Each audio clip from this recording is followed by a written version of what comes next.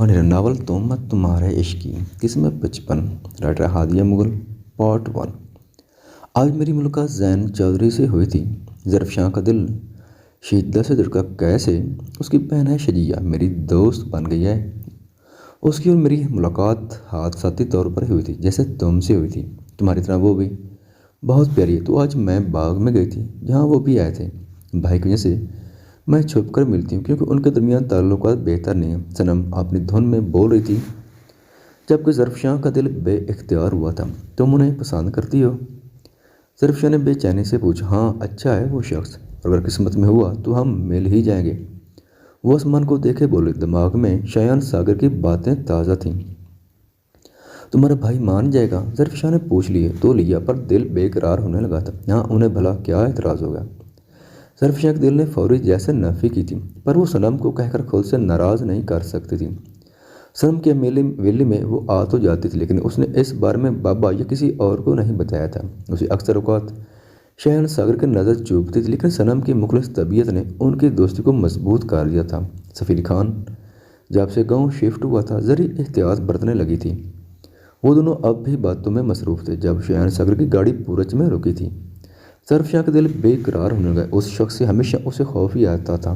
तभी वो सनम से मिलकर हवेली से निकली ताकि उस शख्स के अंदर आने से पहले यहाँ से चली जाए। लेकिन बुरा हुआ कि वो शख्स उसे रोक चुका था। रास्ता दे, मुझे जानना है। उसने अपना आंचल दुरुस्त किया। सुंदरी चाहती है मैं तुमसे शादी करूँ। उसने गोया जरी की समाध पर बम फोड़ा। उसने फैली आंखों से शायान सागर को देखा, जिसकी आंखों में उसे साफ हवा से नजर आई थी। मैं ऐसा नहीं चाहती, वो कदम पीछे लिए बोली। लेकिन शायान उसकी कलाई जकड़कर उसे अपनी जानिब खींच चुका था। वो तड़प ही तो गई थी क्योंकि शायान उसकी कमर के गिर्द अपना मजबूत बाजू फैला चुका था। इतनी खूबसूरत हो तुम तो किसी का भी ईमान डगमगा सकती हो, और मुझे तो वैसे साफ शफाफ चीज़ें पसंद आती हैं। उसने जरी की उलझी लठ कान के पीछे अड़सी थी।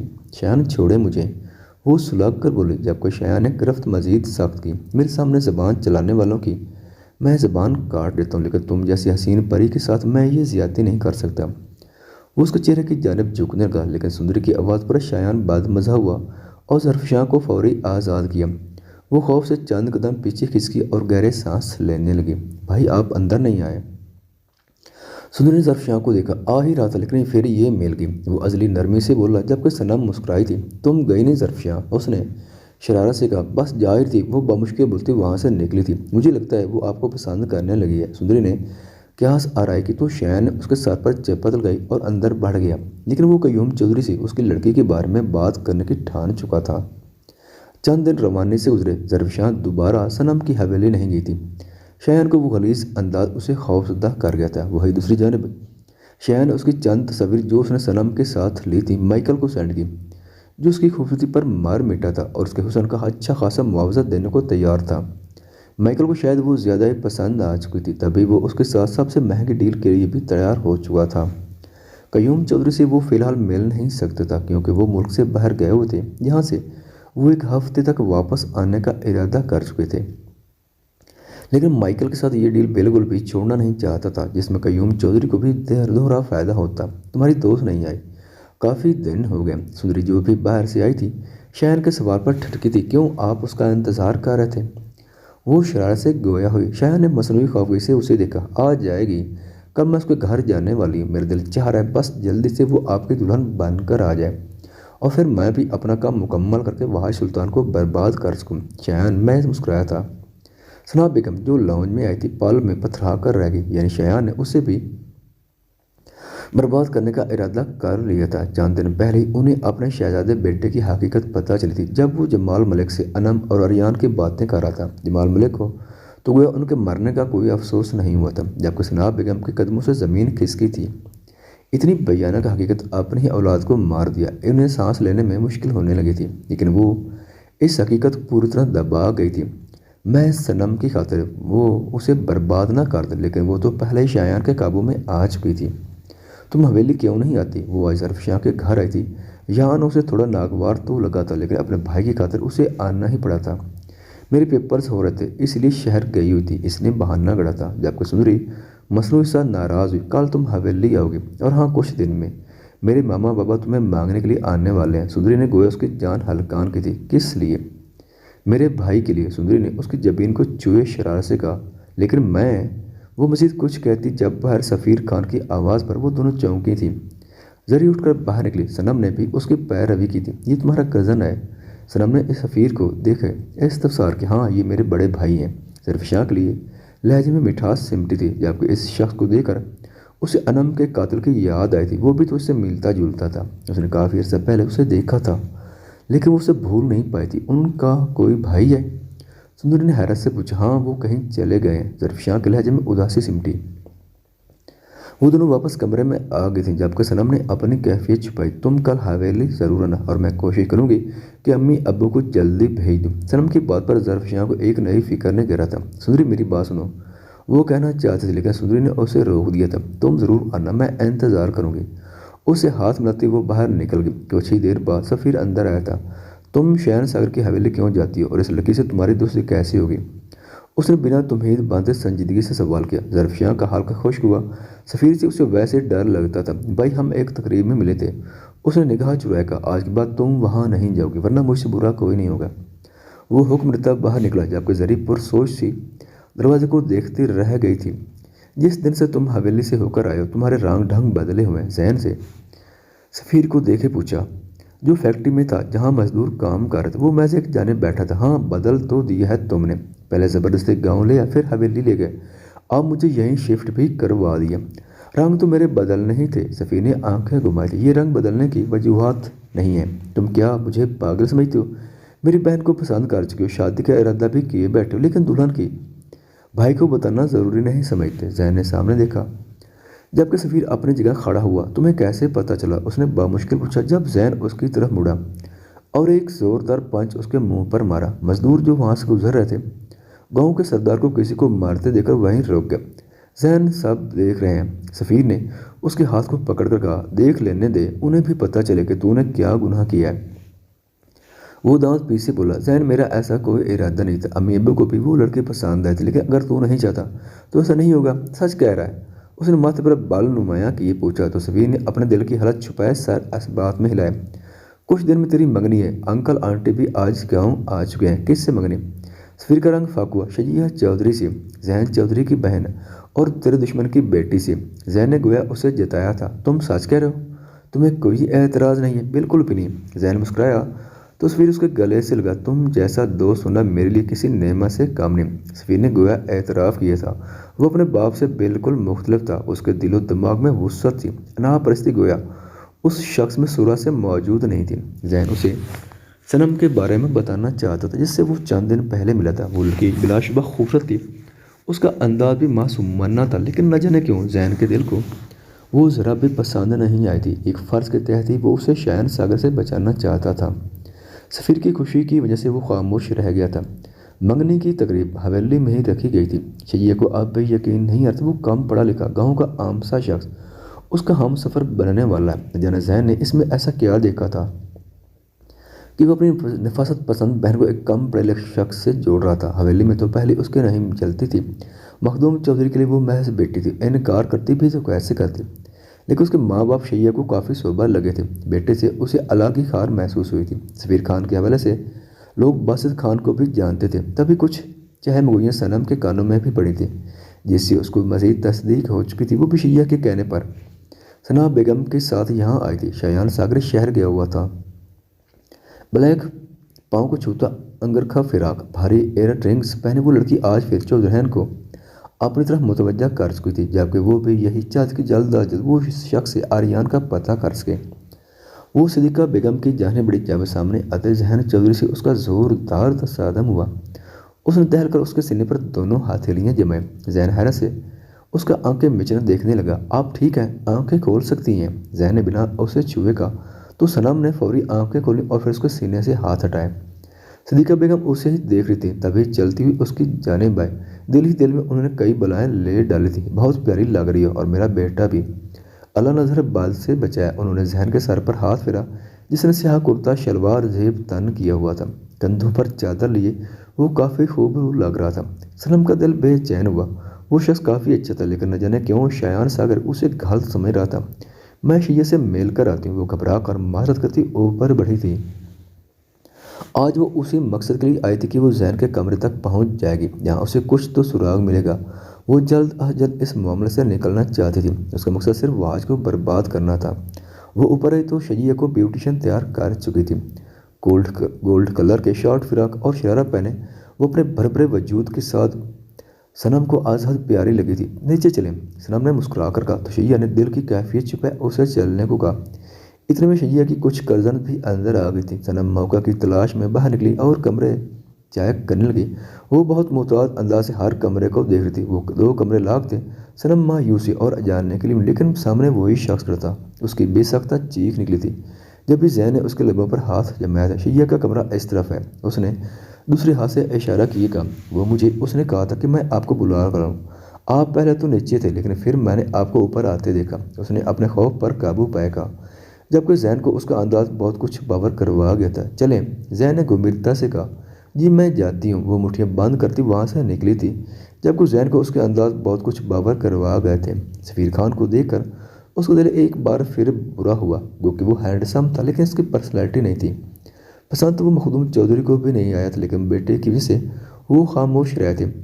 وہ شجیہ کی شادی کسی اونچے خاندان میں کروانا چاہتے، لیکن زین نے ہمیشہ ان کی امیدوں پر پانی پھیرا تھا۔ شجیہ سفیر کو انگوٹھی پہنا اور زین نے اس کے سر پر ہاتھ رکھا تھا۔ اس نے چپ چاپ سفیر کی انگلی میں انگوٹھی پہنائی، پھر سفیر نے اس کا سفید گداز ہاتھ تھاما اور انگوٹھی کو تیسری انگلی کی زینت بنا دیا۔ اس کا ہاتھ دبا کر اس نے شجیہ کو اپنی جانب دیکھنے پر اکسایا تھا۔ اپنے ہیزل براؤن آنکھوں میں خفگی لیے اس نے سفیر کو دیکھا، جس پر اس نے آنکھیں دبا دی۔ وہ سٹپ ٹاک کر رہ گئی تھی۔ زین سٹیج سے کچھ فاصلے پر تھا جب صدم اس کے برابر آ کر کھڑی ہوئی۔ یہ سب اس کے لیے مشکل تھا۔ وہی شخص خوبرو تھا لیکن اس کے دل پر اپنا تسلط نہیں جما پایا تھا۔ اسے صرف اپنا فرض نبھانا تھا جو شہنشاہ نے اسے دیا تھا۔ دونوں کافی خوبصورت لگ رہے ہیں۔ اس کی آواز پر زین نے اسے دیکھا۔ ہاں بالکل، زین نے قدرے شوخ نظر سے اسے دیکھا۔ دور کھڑے مخدوم چودھری یہ منظر شرار بار نگاہوں سے دیکھ رہے تھے۔ شہنشاہ ان کو ایک آنکھ نہیں پاتا تھا، کجا کہ اس کی بہن اپنے بیٹے کے لیے پسند کر لی جاتی۔ وہ فی الحال خاموش تو ہو گئے لیکن وہ فیصلہ کر چکے تھے، وہ زین اور سندری کو کبھی ایک نہیں ہونے دیں گے۔ تمہاری آج کل بہت ملاقات ہو رہی ہے سندری نامی اس لڑکی سے، جانتے بھی ہو وہ کون ہے؟ سفیر نے زین کو خفگی بھری نگاہ سے گھورا۔ ہاں میں اسے شادی کرنے والا ہوں، زین ادائے بے نیازی سے بولا، لیکن سفیر اس پر اچانک جھپٹا تھا۔ کمینے انسان، وہ تیرے سب سے بڑے دشمن کی بہن ہے اور تو اسی سے شادی، میں تیری جان لے لوں گا۔ سفیر کا غصہ 7ویں آسمان پر جا پہنچا تھا۔ اس میں مذاق کا ہی کیا ہے، وہ لڑکی مجھے اچھی لگی ہے، کیا ہوا اگر وہ شہنشاہ کی بہن ہے؟ زین اب بھی مذاق کے موڈ میں تھا۔ میں تجھے جان سے مار دوں گا، خبردار جو ایسا سوچا بھی۔ سفیر نے ایک پانچ اسے مارا تھا۔ سوچ تو دور کی بات، میں ارادہ کر چکا ہوں۔ زین کو گویا اثر نہیں ہوا تھا۔ زین، سفیر بے بسی سے بولا تو زین نے فوراً اپنی مسکراہٹ سمیٹی۔ ایسا کچھ نہیں ہے، پر مجھے ایسا لگتا ہے وہ مجھ میں دلچسپی لے رہی ہے، شاید اس کا کوئی مقصد ہو یا پھر کوئی اور ارادہ۔ میں نے شہرین کو کام والی بنا کر اس کے گھر بھیجنے کا ارادہ کیا ہے۔ شہرین کو؟ سفیر کی حیرت بجا تھی۔ ہاں، کیونکہ شہنشاہ اس کے بارے میں کچھ نہیں جانتا۔ اماں ان کی حویلی گئی تھی تب بھی سندری کی والدہ نے ذکر کیا تھا۔ اس سے اچھا موقع کوئی اور نہیں ہوگا۔ زین، یہ خطرے سے خالی نہیں ہے، خطروں سے کھیلنا ہی ہمارا کام ہے اور شادی تو مجھے کرنی ہی ہے۔ کیا ہی اچھا ہو کہ اس لڑکی سے کالوں اور ضروری نہیں محبت ہی ہو، محبت کے بنا بھی شادی ہو جاتی ہے، اور میرا خود سے عہد ہے کہ میں اپنے محرم سے محبت کروں گا۔ وہ سنجیدگی سے بولا تو سفیر نے اسے خالی نظروں سے دیکھا۔ زین کا فون رنگ ہوا تھا۔ وہ سفیر سے مدد کیا نکلا جبکہ سفیر پیشانی مسل کر رہ گیا تھا۔ میں چاہتا تھا تمہاری شادی کے ساتھ ہی ظرفشاں کے رشتے کی بات بھی زین کے لیے مخدوم چودھری سے کر لیں گے، لیکن زین نے شاید کبھی نہیں مانے گا۔ سفیر کے والد اندر آتے گویا ہوئے، آپ؟ ہاں میں یہی چاہتا ہوں، وہ معصوم بچی ہے۔ شہنشاہ کی حویلی میں بہت آنے جانے لگی، کہیں شایان اسے کوئی نقصان نہ پہنچا دے۔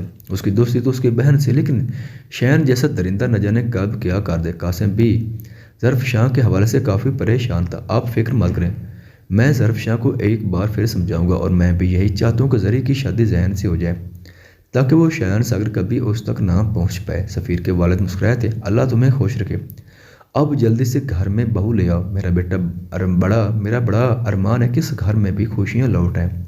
تمہاری ماں باسط کی وجہ سے بہت پریشان رہتی ہے، کیا ایک بار ہم اس سے نہیں مل سکتے؟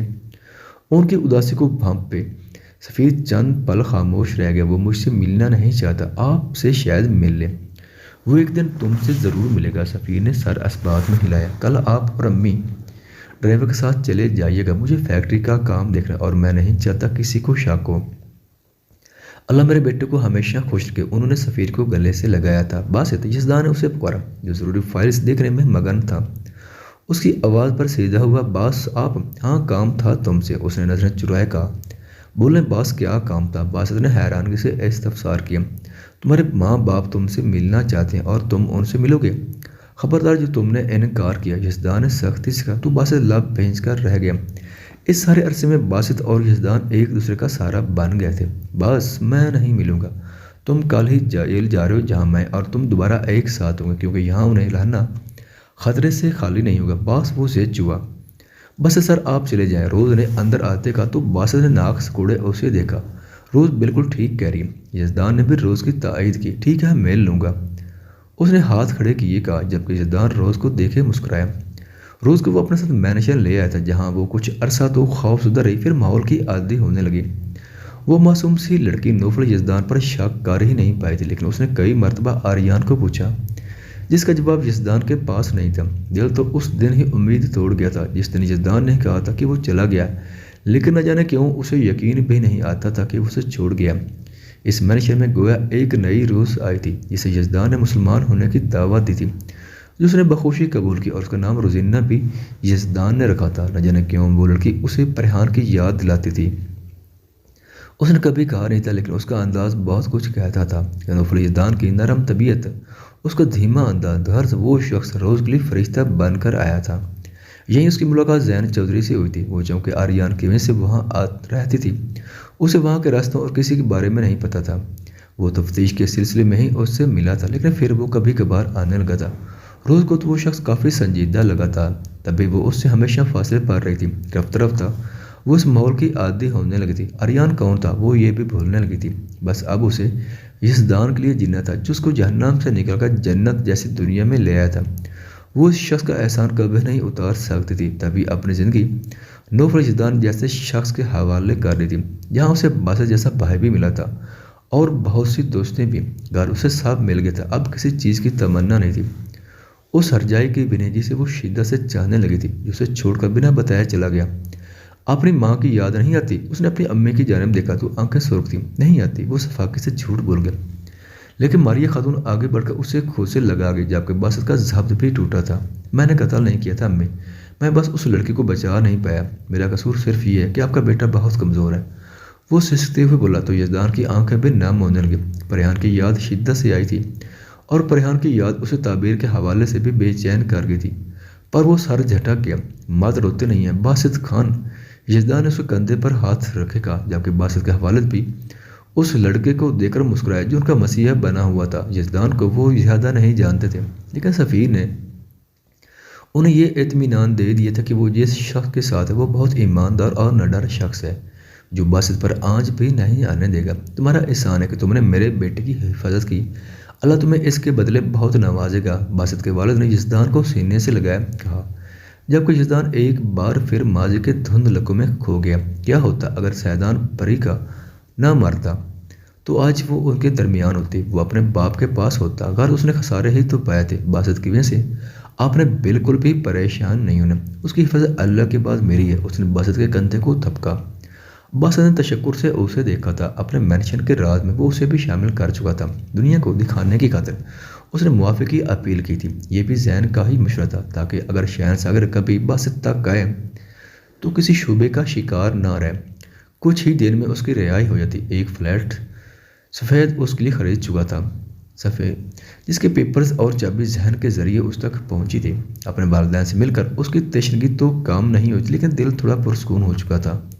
وہ جیل سے نکلے تو باسط نے آگے بڑھ کر ایک بار انہیں سینے سے لگایا۔ سفیر کو معاف کر دینا۔ باسط کے والد یاسیت سے گویا ہوئے، پریشان مت ہوں انکل، بہت جلد یہ سفیر خان سے ملے گا، بلکہ اس کی شادی میں بھی شامل ہوگا۔ یزدان نے باسط کو دیکھا تو اس نے منہ بگاڑا تھا، جس کے اس کے والدین مسکراتے ہوئے چلے گئے، لیکن باسط کو بے قراری ضرور دے گئے تھے۔ خواتین و حضرات، چینل پر آنے کا بہت شکریہ۔ اگر ویڈیو پسند آئے تو چینل کو سبسکرائب کریں اور ساتھ ہی بیل کے آئیکن کو لازمی پریس کریں تاکہ آنے والی ویڈیوز کی اپڈیٹ سب سے پہلے آپ تک پہنچ سکیں۔ شکریہ۔